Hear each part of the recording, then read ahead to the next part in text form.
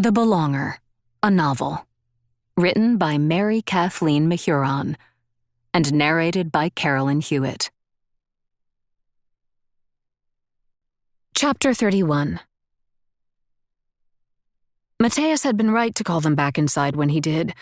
Once they re-entered the bedroom, they realized Teresa's baby was ready to come out.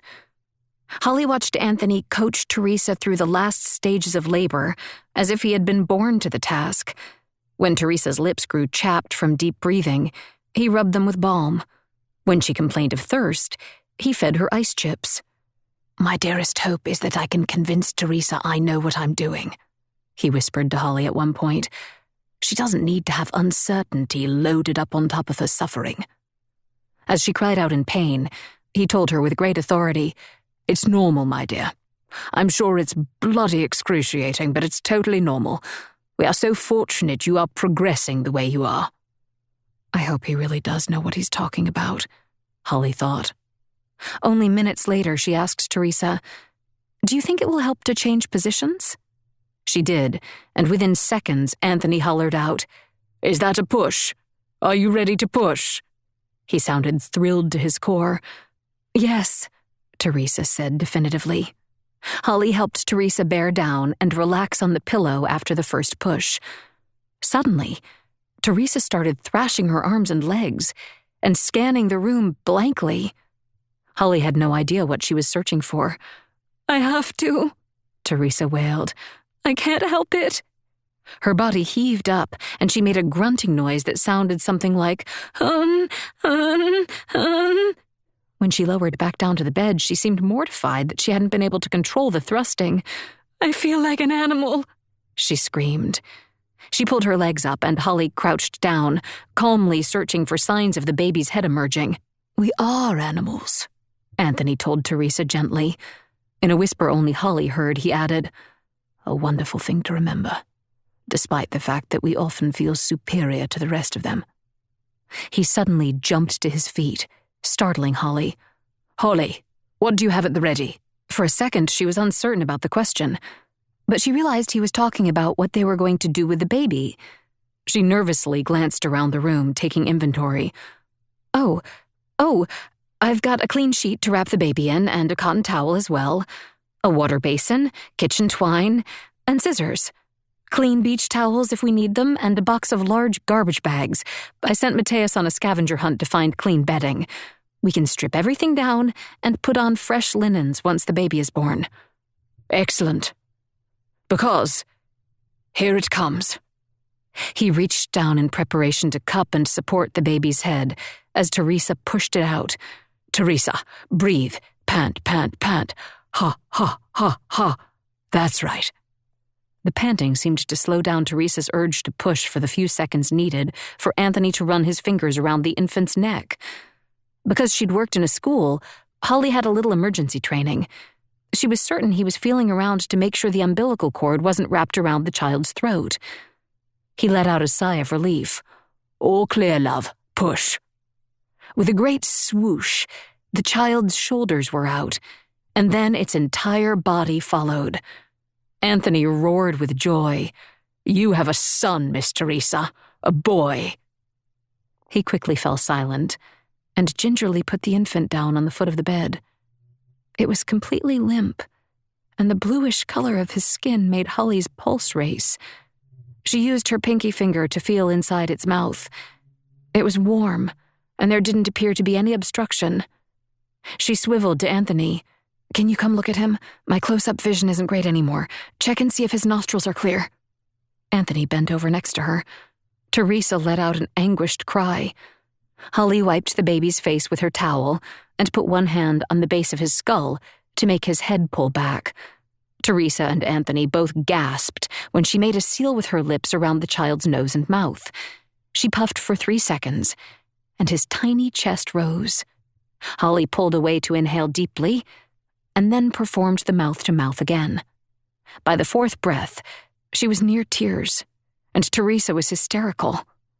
Holly studied the child for a split second. "Lord, please, don't take him." She decided if one more breath didn't revive him, she would try CPR. She leaned down and puffed in again, and was rewarded when she heard a strangled, gurgling sound. Suddenly animated, the baby began to cough spasmodically. Holly picked him up and flipped him over on his stomach across her arms. She knew if anything was blocking his breathing tube, it was more likely to clear in that position. As she bounced him a little, he let out a furious cry. Holly cheered, then turned him to cradle him in her arms. The relief of finding his skin turning pink hit her like a brick wall. She sat down hard on the edge of the bed as her legs gave way. The wailing made her think of her own baby boy. Where the hell is he? Not a word. You can take me, Lord, just not the children. The baby looked a bit better to her, but not robust the way Byron had been when he was born. He seemed tiny and vulnerable. How long would it be before they could get him to a doctor? So many of the roads had been washed away or were still flooded. She wondered who of all her friends had survived. I know it's wrong to be so selfish, but if there have been injuries and deaths, I pray the ones I love are not among them. It is the one thing I know I can't live beyond. She gave the baby to Teresa, who was still sobbing, only now with happiness. Oh, my Lord, Lord, Holly, thank you. Unable to form words, Holly simply patted her cheek and went into the bathroom to wash her hands and face. When Holly re-entered the bedroom a few minutes later, she went over to the armchair and sank down into it with her head in her hands. A wavy haziness covered her eyes momentarily. Confusion and terror clouded everything. Every single thing. Her ears rang, echoing her deep-seated misery. She missed the delivery of the placenta, although she could hear Anthony's enthusiasm as he cut the cord. Though she was spent, she rallied. Resilience was a talent she had, and she knew it. Holding the white towel in her hands, she walked over and wrapped the baby in it. "Give him to me," he said. He held the infant to his chest and then offered him up to the heavens, weeping. "Save this child, Lord. Save him, I beg you." Still weeping, he gave the child back to Holly. She wrapped him up in another layer and put him on Teresa's stomach, then covered Teresa from the waist down with one beach towel and wrapped the second one around her like a shawl. Satisfied that the new mother was comfortable, she went to Anthony, whose shoulders were still heaving, and tenderly rocked him back and forth. "The worst is over," she whispered. "The baby is fine, I think. It's all going to be fine." Holly wondered if she were truly as calm as she sounded, or if she had returned to the numbness she'd felt so often over the last few days. The baby may or may not be fine. She wasn't a doctor, and she didn't know when they would have access to one, if they would have access. Within moments, Anthony broke away from her. Clearly, he was embarrassed. "I don't know what came over me," he said, wanting to give Anthony some sense of privacy while he wiped the last of his tears away. Holly went down the hall to the bathroom. Standing at the sink, she met her own eyes in the mirror. "I told him everything is fine. Is it, Holly Walker? Is it really?" Chapter 32. They were gathered in the kitchen making breakfast when they heard the unmistakable swoop, swoop, swoop of helicopter blades. They all ran outside to watch it as it grew closer. The noise soon became overpowering. Holly cowered against it. It didn't take long for the pilot to lower the aircraft onto the wide stone pier out front that jutted into the ocean. Despite the racket, and the fact Holly had to plug her ears, she ran toward it. A side door slid open and a single person launched himself out of it. His posture was a familiar one.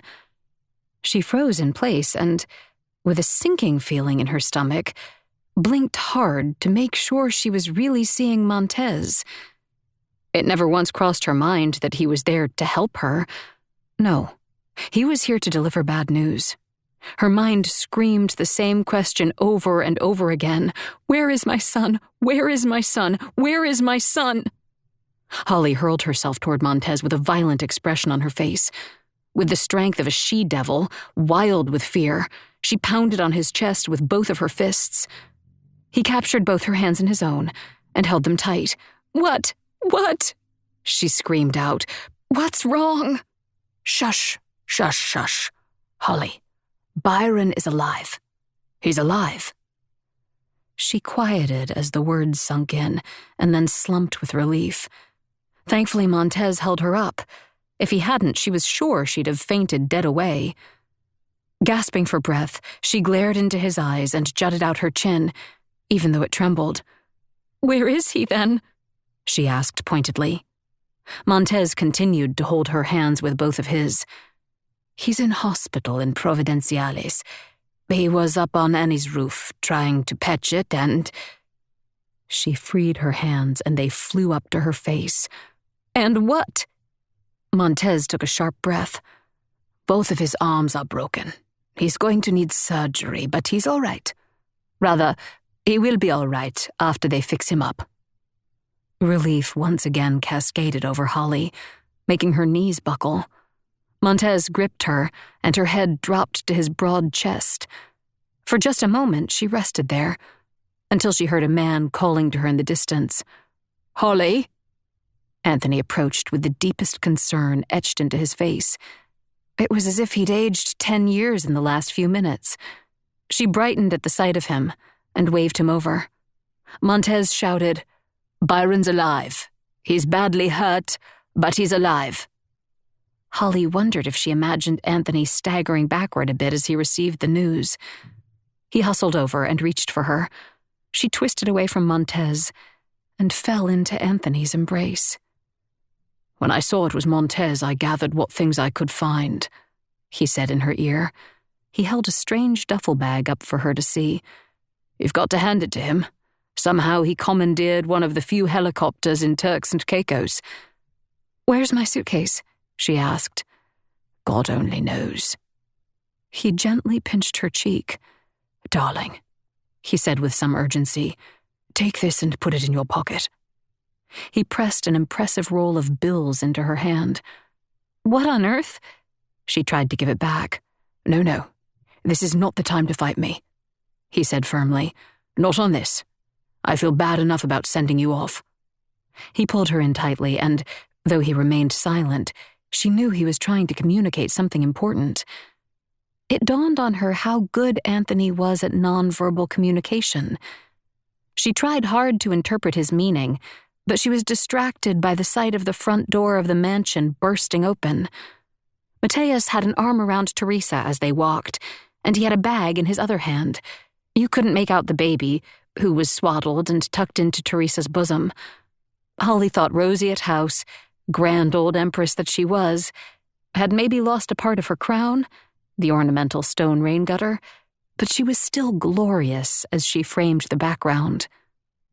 The pilot turned the engine off. Although the blades continued in a slow twirl until they came to a stop, it was suddenly quiet. When the others grew close, Montez told Holly and Anthony in no uncertain terms, We're headed for Provo. Only the Lord knows what we'll find when we get there. Most of the buildings are damaged. The hospital there is in bad shape too, although I don't know how badly. You're better off where you are right now. At least you have water and food and some safety. I only came for Holly because... He paused, then burst out laughing so hard he bent over at the waist. Well, she'd surely kill me if I didn't bring her to her injured son. Holly laughed too, because what he said was true. Teresa approached, and Holly could see the confusion in Montez's eyes. What is this? This is a brand new mother, Holly told him, motioning between the two of them. Teresa Montez, Montez Teresa. She gave birth last night. She needs to go to the hospital too. The baby had a hard time. He sucked in his breath. But, as Holly had always known him to be, Montez proved to be a decisive leader. There's just enough space. I'm sure our pilot will agree. I will speak to him immediately. Holly gave Anthony one more hug and kissed him on the lips. She was anxious to get going and see about Byron. When she released him, he and Teresa embraced around the sleeping infant, carefully and tenderly. Holly saw the look Montez gave them. "It's not Anthony's child," she hissed. Montez raised his eyebrow at her and shrugged. "I'll thank you properly when we return," Teresa said to Anthony, "when Joab is home as well." Montez's eyes revealed an animated skepticism. "You are Joab's wife?" When she gave him a curt nod, he let out a low whistle. "He is a lucky man," he muttered. Ignoring Montez, Anthony said to Teresa, "We'll look forward to better times, my dear friend." He lightly clapped her on the shoulders and added, "When Joab returns, we'll have a party. Hell, we'll invite the whole town." Holly couldn't help herself.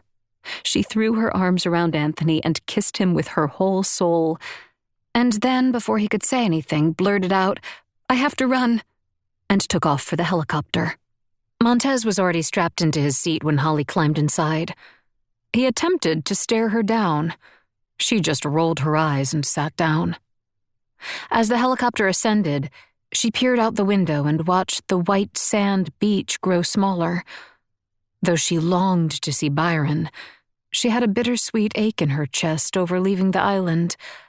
Or, more precisely, Anthony. Even this far above him, she remained powerfully connected to the man.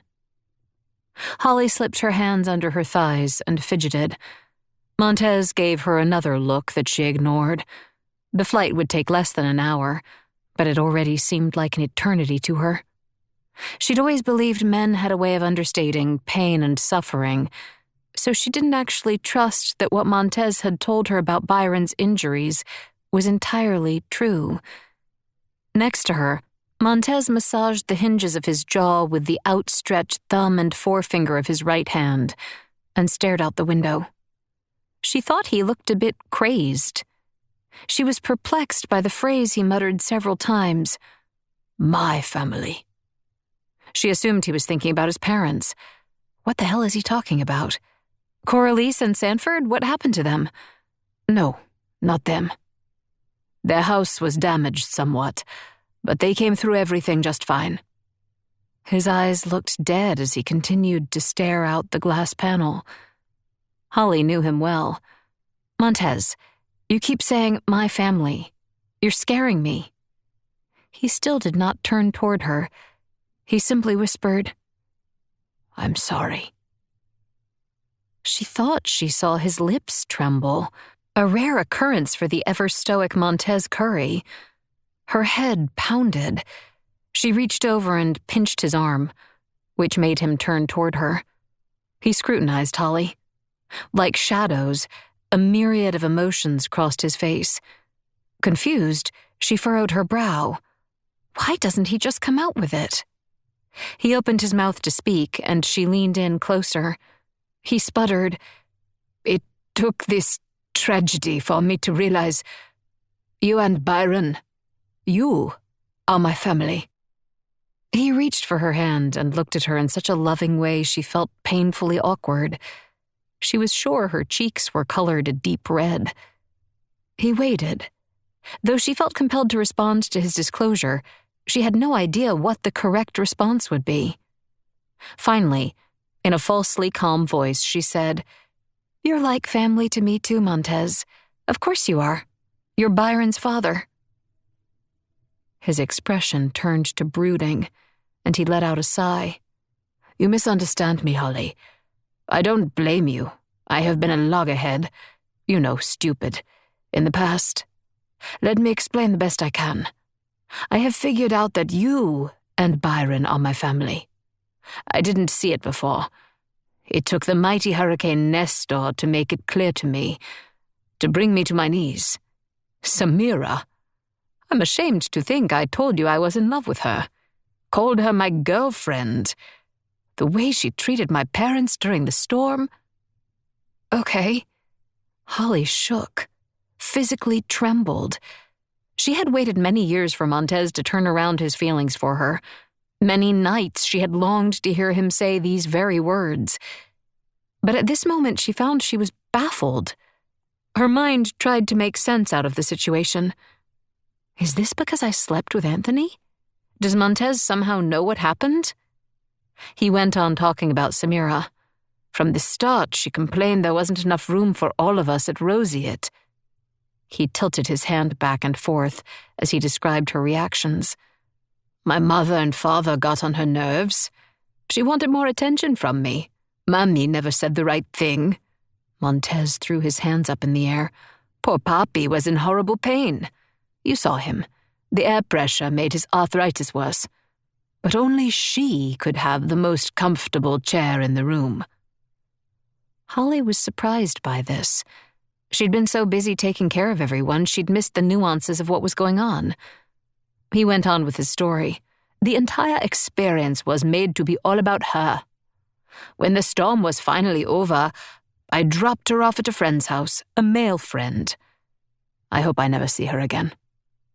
Holly gulped, and she found it was hard to exhale. Woodenly, she was able to muster, "Oh, you must be very disappointed. You thought she was the one." Her anger spiked.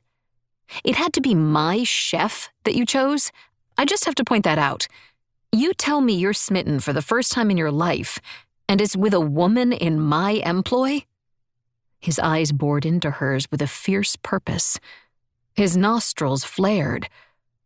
"What I have finally discovered, after all these years, is that you are the one." He pounded on both his armrests in frustration. Holly glanced over at Teresa. Thankfully, she was fast asleep. She, meanwhile, felt rooted to her seat.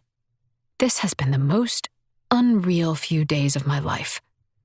She considered the idea that she was asleep and would wake up any time now, like some bad old movie. But despite everything, her heart went out to Montez when she saw his cheek muscles flexing. "Montez!" She reached out to try to soothe him. Witnessing his vulnerable state, she couldn't help but acknowledge the sheer exquisiteness of the man. When they were younger, she'd felt she was the luckiest girl on earth to be seeing him. He'd been as gorgeous as a bronze statue. He still was. Time had been kind to him. But back then, she would have given anything to hear Montez Curry say he loved her. Decades of waiting had formed a thick layer of insulation against his allure. A callus that ran so deep that she really had no idea how to handle his revelation now. If anything, she felt trapped. When he was able to collect himself, he went on. "I was a fool for not seeing it until now." He choked a bit on his words, and he swallowed before finding the composure to continue. "Samira doesn't compare to you. You took care of everyone during Nestor. That's how you are. When my mother cried, you put your arms around her. Didn't become annoyed and pout like a child. I don't know what I was thinking, falling for that girl. At the most difficult times in life, no one needs a self-centered diva." Once again consumed by her worry for Byron, Holly was only half listening to Montez. Her son was the one who mattered. She was also anxious for Teresa and her fragile newborn. Yet there was a part of her brain where Montez's words registered. This is interesting. Now that Anthony was crazy about her, Montez was too. It had been her experience that men often professed their love at the most inconvenient of times, and often they wanted what they suddenly couldn't have. Her lips pursed. She was suspect of Montez's grand announcement. It grated on her. Now was not the time for any nonsense about who was and who was not the one. Although Montez held her hand and she continued to allow him to do so, it was only because she didn't want to put energy into finding a way to extricate it without hurting his feelings. She went from an out-of-body experience to a crash. She was physically and emotionally drained. One finger at a time, she pulled away from him and concentrated on her prayers. As many do in such moments, she bargained with God. She thought of all the good she could do in the world, if only he would grant her Byron back, whole and happy once again. Although her mother had not been a woman of faith, she'd sent Holly to vacation Bible school because it was free daycare. Holly had always loved the Hail Mary prayer. She recited it silently now. "Pray for us sinners, now and at the hour of our death." Her mind was stuck on that final word. Death was not what she had in mind at all. Chapter 33. Without fanfare, they landed on a circular helicopter pad at the airport. Holly looked around outside the chopper's windows and questioned the reality of what she saw. The Providenciales International Airport appeared to be completely shut down. It was eerie, even otherworldly. I've been stuck at an airport overnight before, but there were still people there. Where is everyone? The pilots she'd flown with before hadn't hugged their passengers goodbye. Today, however, in this extraordinary circumstance, hug them he did. He embraced all of them and wished them a heartfelt safe travel. Teresa in particular made sure to express her gratitude. The pilot, a father himself, seemed very emotional as he bade her goodbye. Montez shook the captain's hand before he turned to Holly and Teresa, clearly intent on taking charge. "The medical center is only 3 kilometers down the road, but we'll have to cross the Leewood Highway. We don't know what kind of shape the roads are in, or who is out traveling on them. If we run into anyone—" He paused for a moment, and his tense expression said it all. "Teresa, I'm sure any doctor worth his salt wouldn't want you out hiking right now, but we have no choice. I know you'll do the best you can. We may run into someone who has a vehicle and can help us. Someone safe. This is what I hope for. Give me the baby and I'll carry him for you." The blade on the helicopter began to turn. They were forced to move on. Holly steeled herself. Here we go. The first part of their trek was inhabited by a long series of rental car businesses and gas stations. The buildings were modern cement structures and had fared the hurricane pretty well. Their large metal business signs were another story. Most were badly mangled, if not completely blown away. The road had flooded, so they had to pick their way around the high spots in order to make any progress at all. Just as on Grand Turk, the arbitrary piles of debris were a curiosity as they walked. Holly saw pieces of furniture, part of a window, a child's doll missing both its legs and one eye, a broken tennis racket, and, sadly, many dead birds jumbled together. The carcass of a horse lay by the side of the road under a portion of a utility pole. A cloud of flies was already buzzing around its bloated torso and feasting on its eyes. A dog ran across the road in the distance, and she heard others, obviously in a pack, barking. From time to time, they let out a high-pitched squeal that, to her, sounded both hungry and desperate. It was a reverie of noise that made her blood run cold. She heard the roar of an engine and tires sluicing through inches of water on the pavement, and stood tall. Teresa grabbed at her hand. Her ears began to roar. She actually saw stars start to swirl around her. Montez pulled her out of her state when he sternly ordered, "Stay behind me." It was a police vehicle, the words Turks and Caicos painted on its side panel, that pulled over. Thank God, Holly thought. "My son is at the hospital," Montez told the officer, "and this young lady here has just given birth to a beautiful baby boy."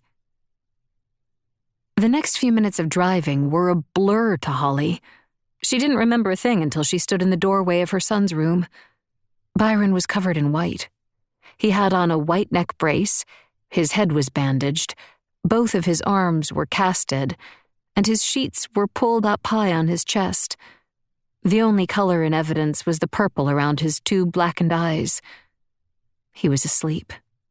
When he opened his black and blue lids, she could see his unique blue-green irises focusing and refocusing, and finally recognizing her. The biggest teardrop Holly had ever seen rolled down his cheek. He said a single word, "Mom." She patted his cheek. "There's my boy." She carefully sat down on the edge of his bed, all the while surveying the damage. Though she was horrified by what she saw, she forced herself to remain quiet. Holly heard Montez come into the room, and she watched Byron's face brighten when he saw him. His voice was hoarse and gravelly as he joked, "Haven't you two heard we're in the middle of a state of emergency?" Then he barked out a rumbling cough that set Holly on high alert. He held up one finger, indicating she should wait a minute. When he stopped hacking, she handed him a wad of tissues, and he spat into it. Eventually, he was able to ask the question that seemed to be weighing on his mind. "How did you get to Provo?" "Don't ask me how, but your father got us a helicopter," Holly told him. Montez flashed his most brilliant smile. "Don't ask me how either. I promise you none of it was legal, so be quiet about it." It was obvious laughing was painful for Byron, yet he couldn't seem to help himself. He held his face in both hands, apparently applying pressure to it. Concerned, Holly jumped up. "None of the bones in my head are broken, Mom," he quickly assured her. "I'm just bruised up." He turned a little to address his father. "Was it the same guy who brought us over here?" "His brother," Montez answered with a wink. Holly had assumed that Byron had been airlifted off Grand Turk on a government aircraft. She was grateful Montez had handled the transportation and returned to Grand Turk to get her. She could tell Byron was embarrassed about his accident. He explained why he went up on the roof. "There was a big tear over Auntie's beloved green bedroom, her guest room. Not much of a climb up the ladder, so I brought a staple gun and a tarp up to the roof. And right when I got up there, the wind started gusting like a mother. Not my mother, of course." They all laughed. "I lost my balance and fell off. There was nothing graceful about it. I landed with my arms out in front of me and smacked my face into her back fence." Montez sat back in a hard chair, casually chewing on a toothpick. Holly could still sometimes see exactly why women were so dazzled by him. His sheer physicality was breathtaking, and never had she met anyone else who was as comfortable in their own skin. He chuckled. The ignorance of youth. He thought nothing could possibly hurt him. He told me he was going up, and I knew nothing could stop him. Holly grew quiet. She stared hostilely at Montez. He stopped talking. Byron noticed immediately. "Mom, it's not Dad's fault." Anger coursed through her veins. "You know perfectly well I would have stopped you. How long was it before your father came to check on you?" Though she was shaking, she tried to remember Byron was already hurt. It wasn't going to help his overall misery for her to get mad at him. "I bet he was having a beer next door with Fabienne's father." Neither one of them denied it. She'd hit the nail on the head. She tried to make her voice gentle again. "Was it awful?" "I'm not going to lie to you. It wasn't great. But at least none of the bones broke through the skin. The doctors said if they'd been compound fractures, things would have been a lot more complicated. Fabienne came over and she took care of me the best she could." "Really?" "Yeah, she was great. She made makeshift splints to keep me stable. The smartest thing she did was assembling ice packs that she put on top of and under my forearms. It helped with the pain and swelling." "And how long exactly did it take for your father to find you?" "A while," Byron admitted. "When he did, it took him time to figure out what to do with me. I'm not sure what you could have done either," he added hastily. "Even if you were there." Holly stiffened. "For starters, I would have stopped you from ever getting up on the roof in the first place." She jerked herself into a standing position and walked over to the window. She figured with her back turned toward the bed, he couldn't see the fury on her face. "I went to help the old folks," he said. "You can't do that by being a scared little kid. I knew I was taking a risk.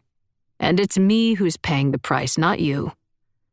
A nurse walked in, interrupting their conversation and prompting an awkward silence. She introduced herself as Audrey. "Are you Byron's parents? I am so happy you could come to him. He's been pretty lonely stuck in bed." "I'm sorry," Holly said, cutting her off. "I'd like to speak to Byron's doctor as soon as possible. I want to know the full extent of his injuries and his short-term and long-term prognosis." Audrey regrouped. "Sure. I'll call down right away. I can tell you they've scheduled the surgery for his arms for tomorrow morning." Holly needed rest before she could face the reality of multiple metal plates being screwed into her son's ulna and radius bones. The only thing that could be worse than the situation at hand would be her to also fall in a fit of vertigo. Tomorrow would be another long day. She had to take care of herself in addition to Byron. "I have a question for you if you don't mind, Audrey.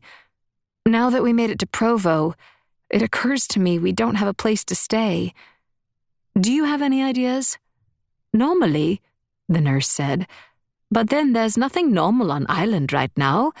We have a list of places that give a special rate for families who are here for a patient, but I'm not sure which ones are open. We're lucky to have our generators going here at the hospital. Not many others have power. The phone lines are down too. I wouldn't know how to get in touch with anybody." Montez again handled the situation with an authority Holly admired, even though she was currently livid with him. "If you could give me a copy of the list, I'll find us a place. I saw a cab in front of the hospital when we came in. I'll get him to drive me around." Holly was grateful he was willing to take the investigation on.